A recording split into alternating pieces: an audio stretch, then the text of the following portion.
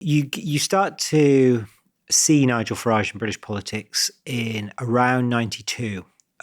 Interestingly, his first interaction for UKIP is to be a chauffeur for Enoch Powell, chauffeuring him down to a by-election in which I think Alan Sked is standing as the leader of UKIP at the time.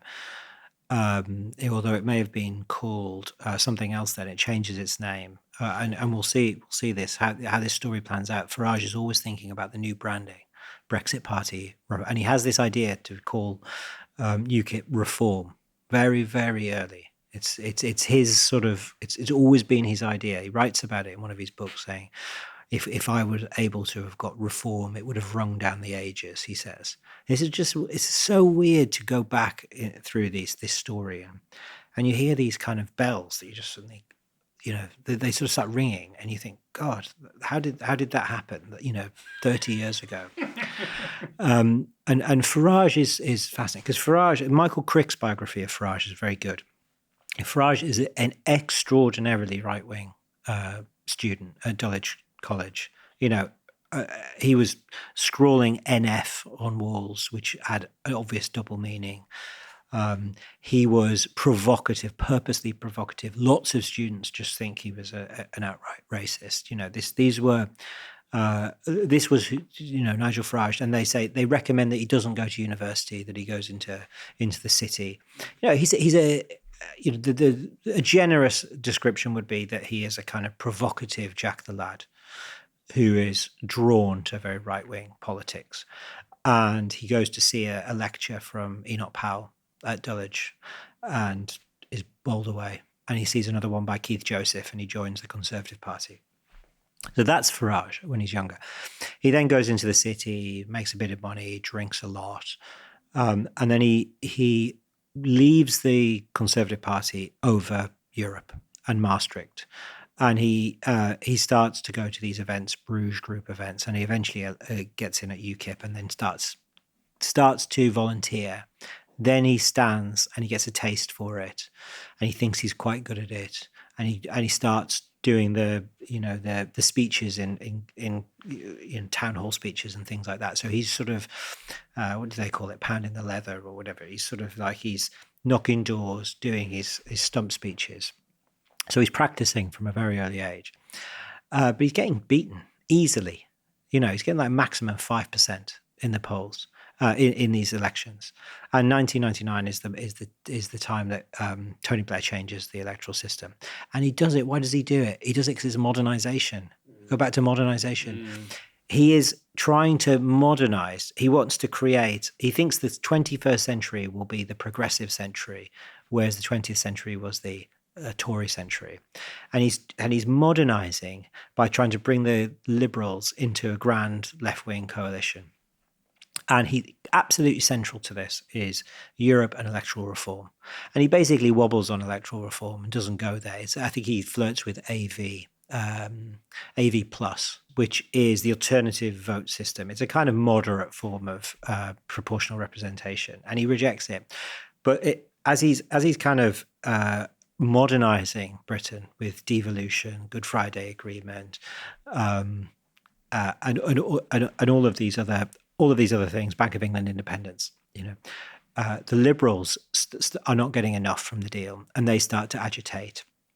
And the last hope that they have is that they're going to get some form of proportional representation for the European elections. And if they don't, it's probably the end of the working together.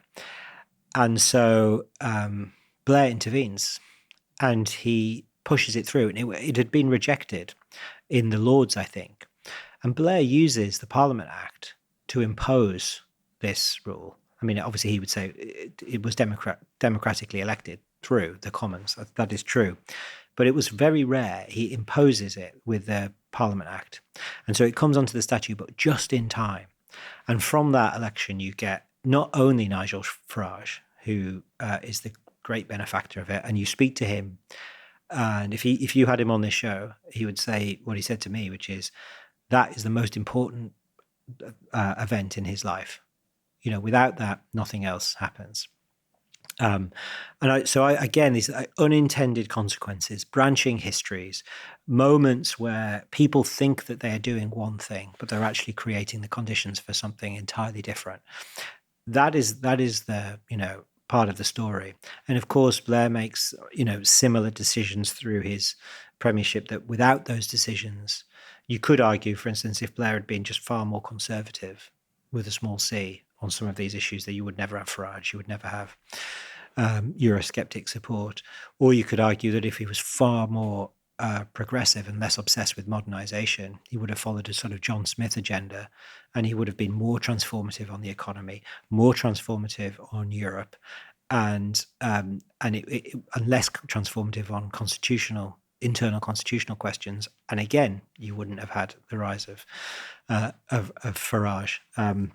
So yeah, for Farage, he is this fascinating figure who burst onto the scene in 1999. But again, we should remember, he doesn't do much for a long time. And it takes then 2004 and the increase in migration to really start to propel him up.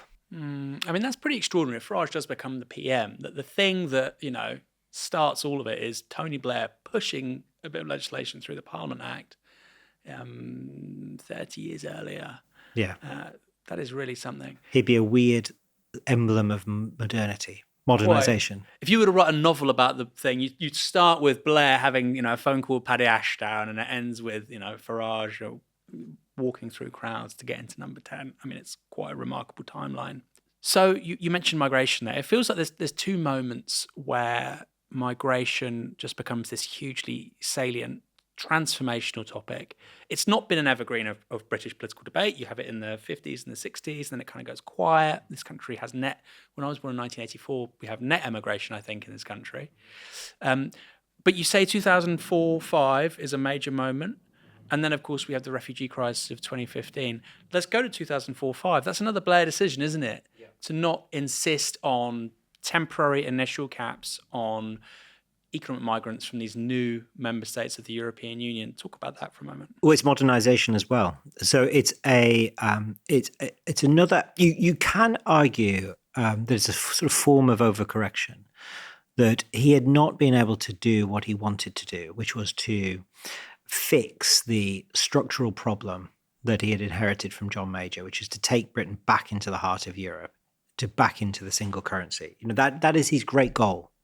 Let's not sort of forget that is his overarching strategic goal.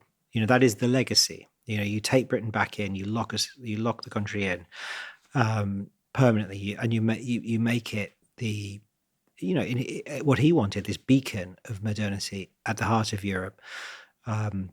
You make it the most powerful country in Europe, and he had not found a way to do that.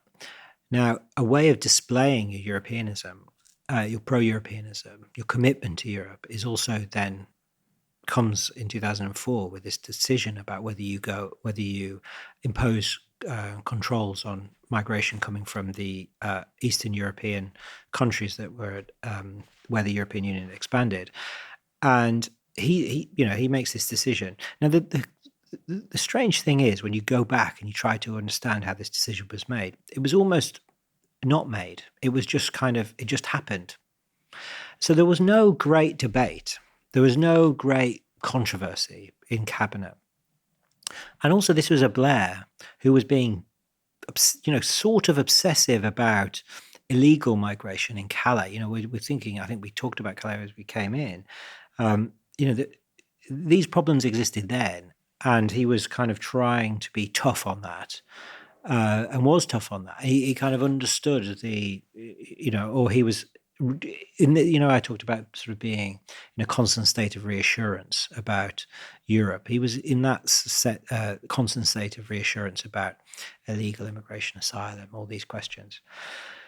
And so this question just didn't come up. People thought, there were these studies that showed that there wouldn't be that big of a movement across the borders. They were a bit flawed, even people's understanding of them at the time. They were obviously wildly inaccurate. But it wasn't just that they were inaccurate. There was a premise, because people say, I think the Treasury or the Home Office say that only 8,000 people would come in the first year. Well, they didn't actually say that. They said that if every other country in Europe didn't have transitional controls. About 8,000 or something like that would come to Britain. So obviously, if that didn't happen, if they couldn't go to Germany, where would they go? They might come to the UK. But even then, they wildly underestimated it. But I think what you get is a combination of the Treasury thinking that it would be good for holding down inflation, the Foreign Office thinking it would be very important to win the support of these new countries to balance against the Germans and the French. So suddenly we had another tool in our, in our toolbox to be able to control Europe, to have influence, and that would be Polish and New Europe support. So this was a diplomatic move, an economic move, and a move of just and the other thing that was explained to me, the Home Office said, oh, well, we support this as well, because I don't want to have to manage a potentially massive influx of people into the country who could then go into the black market. We don't have the capacity to do that. So I'd rather they just had the legal right to do it. Because they could have come to Britain anyway. They could have come legally because they were EU citizens, but they then couldn't have worked. So you can understand from the Home Office perspective, God, that's a nightmare. Yeah. So you've got this combination of what we understand today: lack of state capacity, a certain Treasury brain understanding of the economy and the importance of keeping inflation down, which should be in this perennial concern, and a diplomatic maneuver to have influence in Europe come together to create the system, create the decision in 2004. I mean, but also that decision and how off it was, and I've got the numbers here. You talk about the numbers in the book. I mean, it feels to me that is the beginning of widespread distrust in the democratic system, because people, I think, in the early 2000s trust politicians generally. There's lots of scandals, there always have been, but they generally trust politicians to make a well-informed, good decision. Mm-hmm. And I feel like that is the first time where millions of people in this country say, actually, maybe not. Maybe it's not quite malicious. I think now people think those things are done maliciously, but I think there's a recognition that they got it wrong. So ministers were advised that Britain could expect between 5,000 to 13,000 new arrivals net per year. You've got this great line from David Blunkett, the Home Secretary, saying, when they start talking about 13,000, you just start blanking out. Yeah. And then we have the actual numbers, which is over the course of the next 7 years, so between 2004 and 2011. The number of people living in Britain who had been born in the EU would grow by more than 1 million, an average increase of 170,000 a year, much of that caused by large-scale immigration from Eastern Europe. So, 5 to 13,000 a year actually becomes 170,000 a year. Yeah. And again, I'm not suggesting that's good or bad. It has actually some really good aspects to it. Yeah. It has, one might argue negative aspects because obviously the public haven't really consented to any of this and they've been misinformed. Yeah. But that just feels like, if you have already, for all the structural reasons we've talked about, a feeling that we're different to the continent, quite rightly, if you look at history, it feels like you're just pouring on kerosene with that decision. Yeah, I think you said a number of really important points there. So if you think about trusting government, so you got to think when that was, 2004. That's not long after Iraq. And, obviously Afghanistan, 2001. But Iraq's the key thing. And the descent into hell and chaos that happens there, which robs Blair of any authority to be able to take Britain into the euro. He's no longer powerful enough. That vision of Blair as the one who can kind of bend history, he sees the future, he understands modernity, is shattered in the chaos of Iraq. And so I think that robs him of his legitimacy. And then you have those kind of moments as well with migration, where it's a kind of loss of control. It's a sense that, oh, no, you said this and then that didn't happen. Actually, you're not this guy who sees and understands the future. I think it does another thing. When you talked about migration being an important, it had flared up obviously in the 50s and the 60s with Powell. What was Powell talking about then? He wasn't talking about European migration. He was talking about, he's talking in ethnic, racial terms. He's talking about non-white people. And he's explicit about this, right? He's talking about, he says at some point, if 1 million white Anglo-Saxon Protestants moved to Britain from Australia, it doesn't matter. Because for him, it's like it's racial and it's cultural. And so he's not talking about numbers. He's not talking in terms of net and things like that. It's kind of technocratic language that we use today about net, the movement of people in and out of the country. He's talking in these very, very different terms, and he's thinking racially. And that's why, obviously, he gets sacked, rightly so. 2004, what happens? Immigration changes in the public's mind as a fear of non-white people coming in, or a concern, or to a concern about white Christian Europeans coming into the country. That's something different. It's changed into something that's linked to Europe. So if you think about Powell is obsessed with race and immigration and Europe.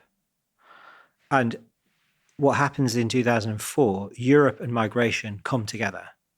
And it's disentangled from race as a question. I mean, I think you could argue, when Romania comes, there are clearly the kind of racist overtones, or explicitly racist overtones, then. But I think this key change of lack of trust, migration coming together with Europe in the public's mind, these two twin things, is like a really fundamental moment that then makes sort of powers Euroscepticism. And then you see these power-like figures, obviously most notably Farage, able to campaign on a power-like agenda that he can say is got nothing to do with race. It's about sovereignty. And so in a sense, it becomes less toxic. And in a sense, the right has always, not just the right, but the right and the left have always struggled with Farage. Because though he has a toxicity, it's never like Powell, because he's stayed away from the race question.